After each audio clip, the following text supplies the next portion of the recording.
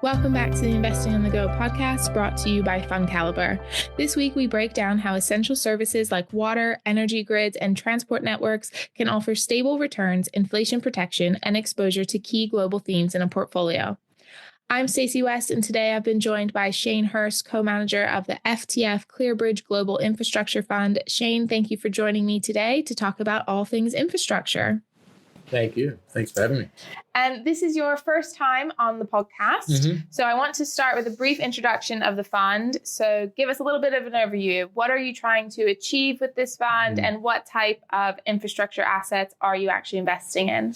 Yeah, so what we're trying to achieve is outperformance of G7 inflation plus 5.5% through the cycle.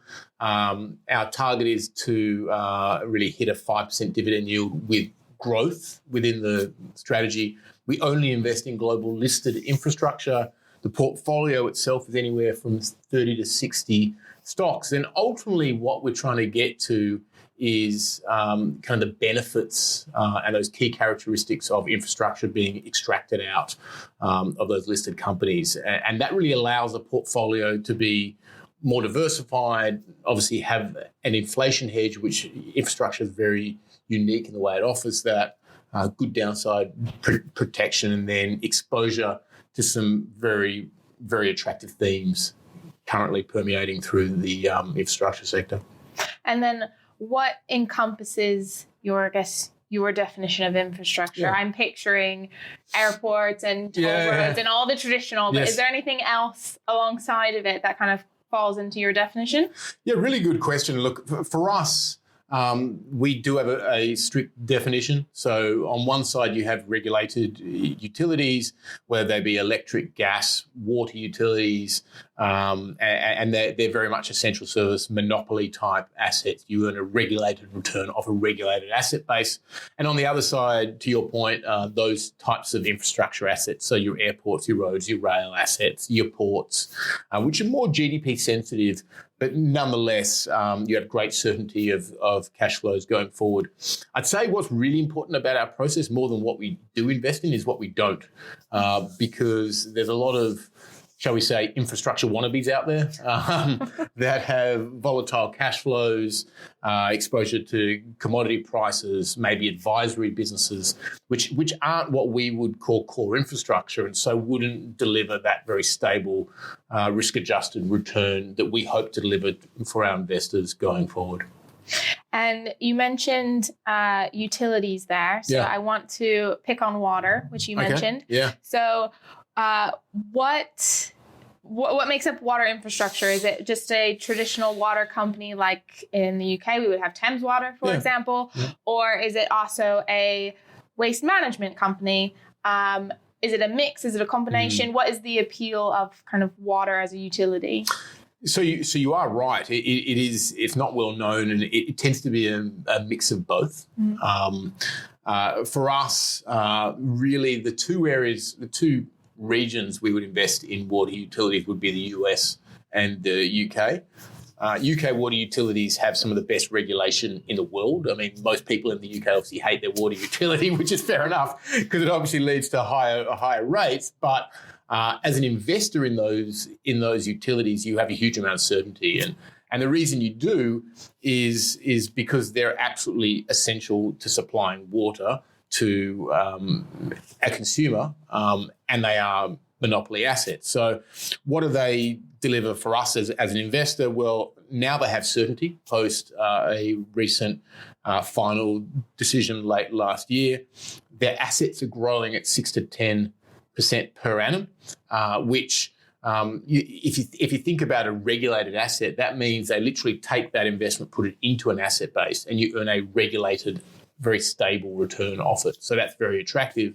And then importantly for most investors, they deliver a dividend yield of over 5% growing at inflation. So you don't have to do a lot to earn a reasonable return of UK water assets. And for us, in the listed world, is some of the best water utilities in the UK. Not Thames, which is probably the worst.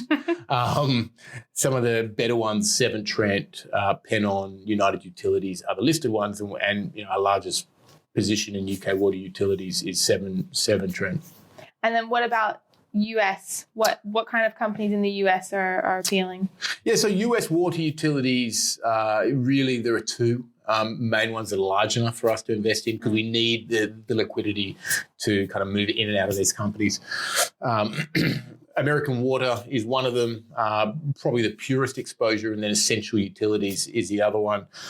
American Water is really interesting because unlike Severn Trent that just really satisfies a specific area in the UK, American Water really invests all around the country in all different jurisdictions. So it's very much a diversified water utility, but nonetheless does demonstrate that same kind of growth in asset base, that same very attractive characteristic that all water utilities exhibit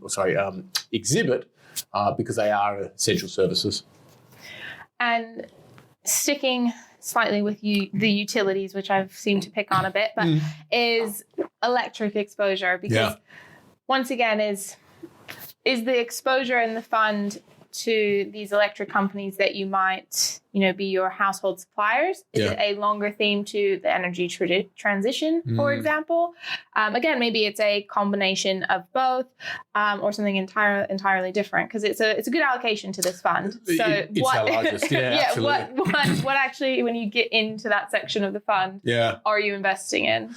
Yeah, so look, electric utilities are probably the best place they've ever been. And you're absolutely right. It's our largest exposure within the strategy. And so why is it so attractive right now?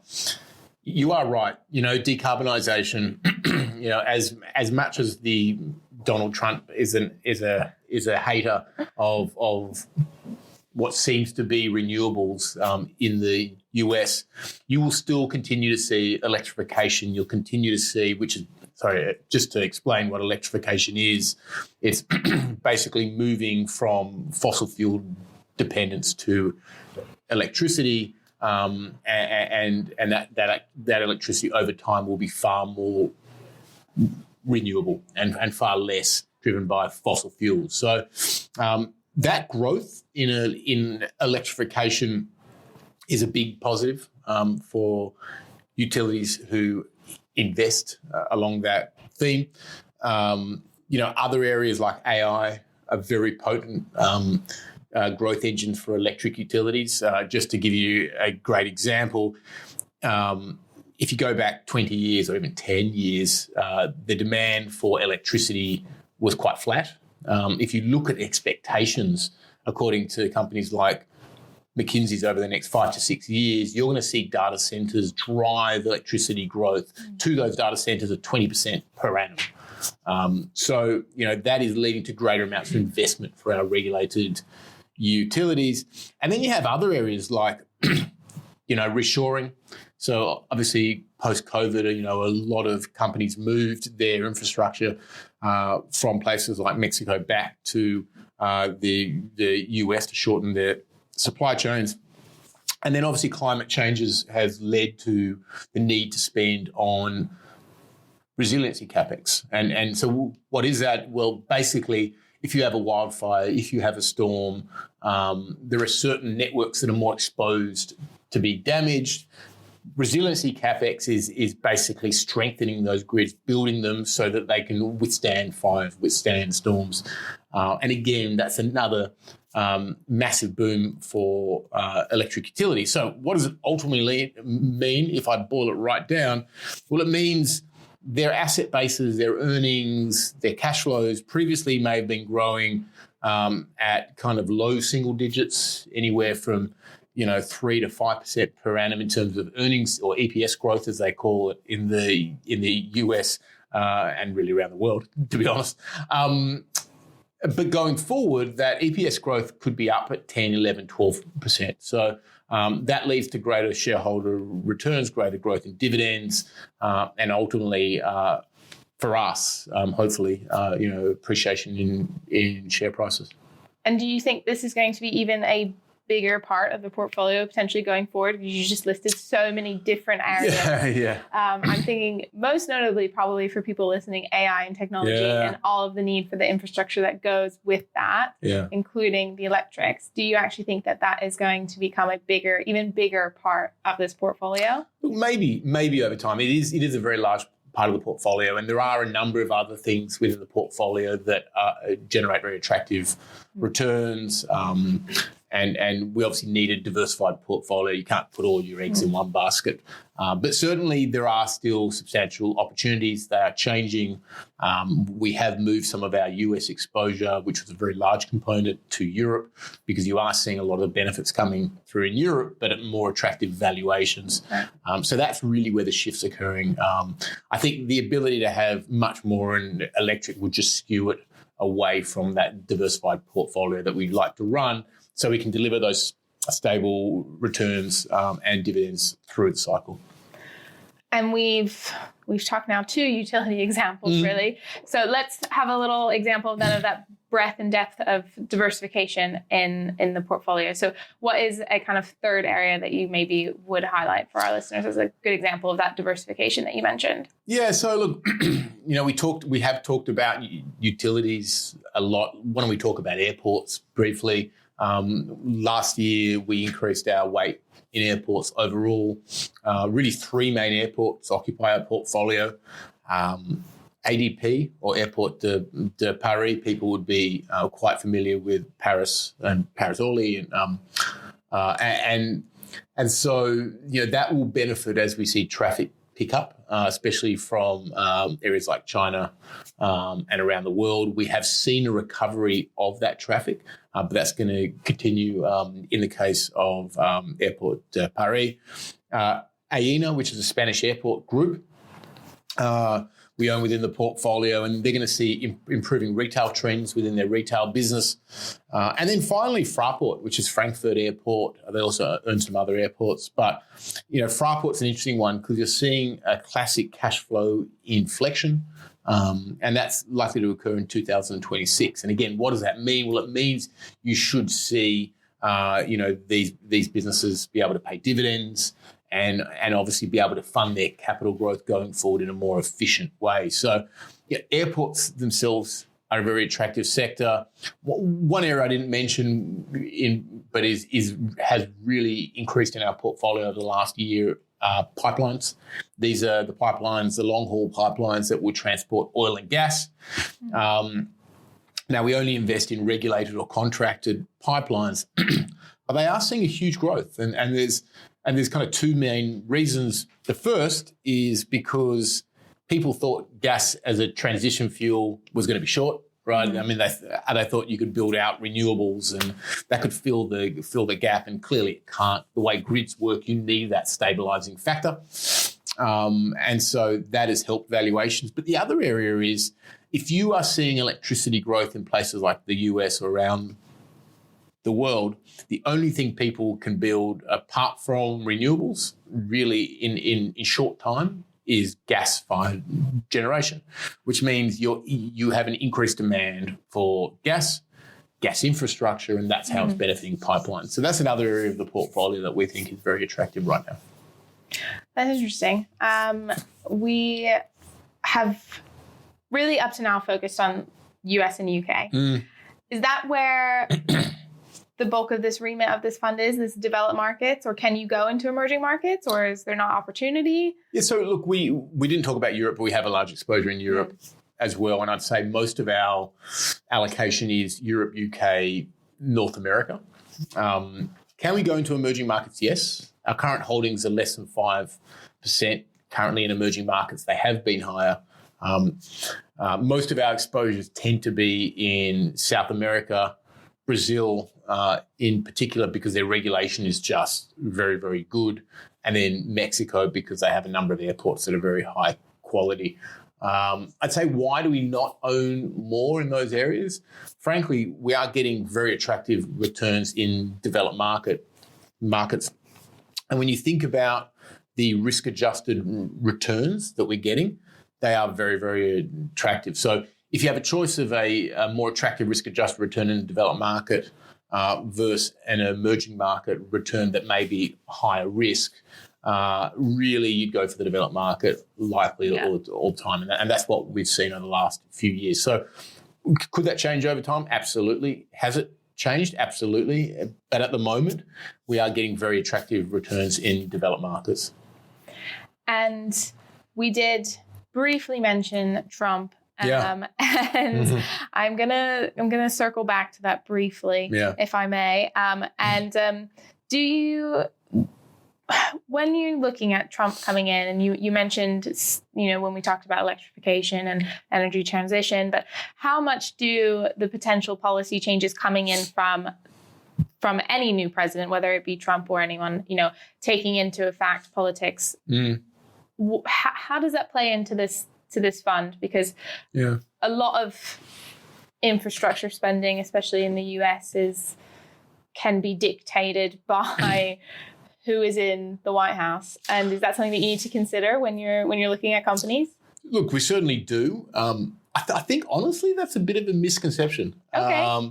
And the reason it's a misconception is in terms of regulatory spend for our utilities, it's mostly dictated by the states. Okay. So if you are a regulated utility in, let's pick a state, California or Louisiana, their local commission dictates how your investment path is going to look going forward. So I think that's an important distinction. And honestly, I mean, no one knows that unless you're a specialist investor in space, which is what I'm an American and I didn't know that.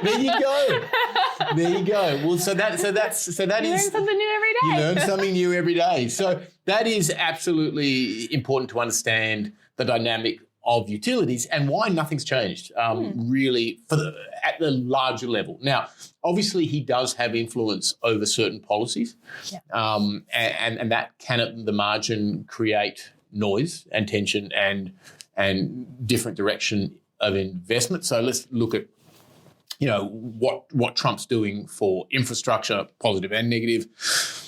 Look, he will stimulate the US economy. He's going to extend tax cuts. That's a benefit for a regulated utility because their area then grows more and obviously they earn good returns off that, they invest more, etc. He's imposing tariffs left, right and centre. Where do you want to be when that happens? Well, you want to be in the safety of a domestic regulated utility. So realistically, it's some of the best places to be are in our assets. Now, the impact for us from the tariffs will be through our pipelines that I just talked about, where if you're going to tax or if you're going to tariff oil coming in from Canada and 60% of your imports of oil come from Canada, it means what's likely going to happen is you as a consumer are just going to pay more at the pump when you fill your car up because of the tariffs. But that could be impacted. I think the other area is rail companies. So again, if you think about US rail companies, they haul goods around the country. That changes directions as you impose tariffs. So there are two impacts. Look, the final one, which most people kind of gravitate to, is doesn't Trump hate renewable assets? And it's a very nuanced answer, right? And the reason it's nuanced is that he hates anything that is not important to his overall agenda. And some renewables are very important, right? And again, this is a misconception, right? Offshore wind, he hates and he doesn't care about. And honestly, we invest very little in offshore wind, and it's not very economic, right? So again, that's an easy thing to hate. When you think about wind and solar onshore, so you see your solar farms and your wind farms onshore, and you think about why he doesn't hate it and why he's been quite quiet on the incentives for those assets. Over 80% of the benefit of the IRA, the Inflation Reduction Act that was put in place by Biden, has actually gone to red states, which means that when you think about what's happened over the last 12 months, you have 18 to 20, as an example, House members stand up and go, hey, we support the IRA. And these are Republican House members. You think about his other objective, and this is very clear, he wants to be the leader in AI. right? He, Stargate, the $500 billion investment in AI infrastructure. How do you satisfy that growth in electricity demand? Well, it's not going to be through coal, because everyone's retiring coal in the US. Nuclear plants are about 20% of the US grid. But you take a step back, and if you want to build a new nuclear plant, it takes 15, 20 years. Even a small modular reactor won't be in place for another 10 years. So you really only have kind of two big buckets. The first is renewables, and the other is gas. Now, we talked about gas, but what does that mean for renewables? It means he needs to continue to incentivize renewables to be built, because they're pretty much the only things that can be built right now in that fast pace to satisfy that electricity demand. So again, just to recap, when you take a step back, net, he'll probably be a positive for the sector, which is a lot better than you can say for many other sectors. And probably not something that I would instinctually say either off the top of my head when saying positives of Trump. Absolutely. So, right, okay. Well, before we go down the rabbit hole of politics, which is not the aim of this podcast at all, it would be remiss if I didn't mention interest rates. Yeah. So interest rates, as many of our listeners will know, have been a headwind for infrastructure in recent years. But is this picture improving in your opinion? What are kind of the risks that investors should be aware of with this sector? Yeah, so look, I mean, there's no doubt if you look at 2022, 2023, rates moved up. And that was very noisy for infrastructure. Now, again, as a pure infrastructure investor, I was going to say zealot, but that's not how zealot. Infrastructure investor.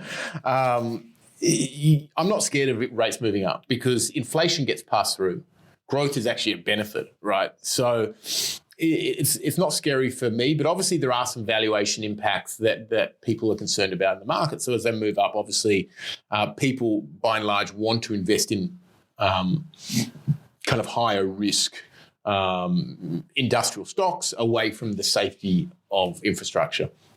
So people, obviously, infrastructure, to your point, it underperformed over the last couple of years. Now, I'd say what we've seen now, what we're seeing going forward, central banks around the world are either on hold or cutting rates.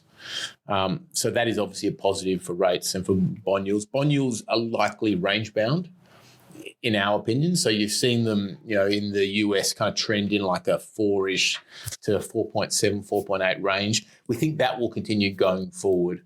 And so with that backdrop, with the themes we talked about and just the attractiveness of those themes, and then valuation support, which is, valuations look very attractive in the space at the moment.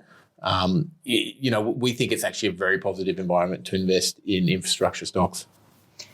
And we have talked about a range of themes today. Yes. So final words, I'm going to ask you to narrow it down. Okay. Where do you think that the best long-term opportunities are going to be? So clearly those themes, AI, decarbonisation and the CapEx super cycle are the key themes. And they will benefit mostly utilities, right? And so we think utilities in general are in the sweetest spot they've been, I would say, for the last 40, 50 years.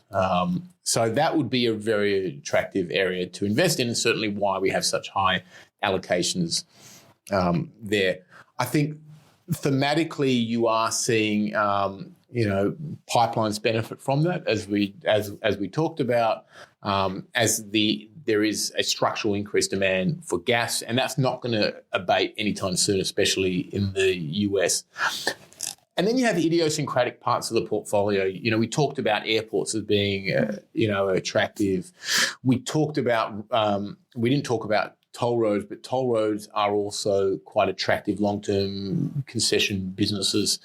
There are businesses, as an example, there's a company by the name of APA Pipe, which is an Australian pipeline company that is going through structural change, right? Previously, they were, far more highly geared, not a lot of transparency on their dividend policy and their investment policy. They've taken a very conservative approach, and structurally they've changed their business going forward. So there are all these different opportunities within the portfolio. So we are really excited about the value within the portfolio. We're really excited about the macro environment and those themes. And, as a infrastructure investor, it's a great place to be. We don't mind being the underdog, frankly, and people thinking it's not a great place to be, because that is generally in investing where you want to be, is the place where no one wants to be right at that moment. And for us, everything's lined up, the macro, valuation, and the themes. Well, on that note, I'm going to leave it there. That was absolutely fantastic. Great. Thank you. It was really interesting. Awesome. Thank you for your time. FTF ClearBridge Global Infrastructure Income is a high-yielding listed infrastructure fund managed by a team of sector specialists. The fund is designed to provide a good income with stable growth and some inflation protection. To learn more about the FTF ClearBridge Global Infrastructure Income Fund, visit fundcaliber.com, and don't forget to subscribe to the Investing on the Go podcast, available wherever you get your podcasts. Please remember, we've been discussing individual companies to bring investing to life for you. It's not a recommendation to buy or sell. The fund may or may not still hold these companies at the time of listening. Elite ratings are based on Fund Caliber's research methodology and are the opinion of Fund Caliber's research team only.